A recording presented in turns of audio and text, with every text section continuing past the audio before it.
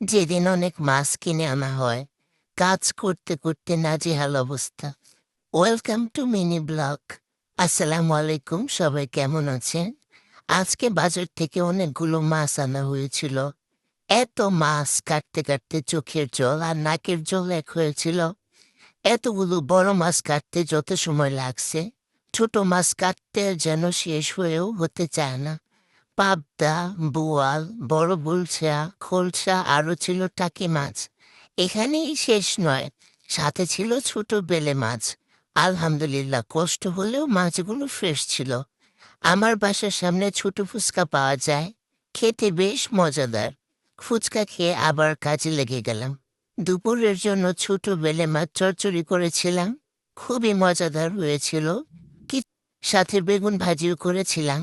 কিছু শুকনা বাজার করে এনেছিলাম, মাসের শুরুতে শুকনা বাজারগুলো করতে হয়। বাজারগুলো সব গুছিয়ে রাখছিলাম। বাসায় ডিম ছিল না, ডিম আনলাম। পোলার চাল, আদা, লবণ। নতুন মিস্টার নুডলসের রামেন বের হয়েছে, আমার খেতে বেশ মজা লেগেছে, তাই 3টা ফ্লেভার এনেছি। সাথে আরও টুকিটাকি বাজার ছিল। লাক্সের বডি ওয়াশও আমার কাছে বেশ ভালো লাগে, ওইটাও একটা এনেছি।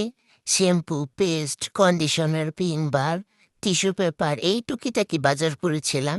সবাই ভালো থাকবেন। আল্লাহ হাফেজ।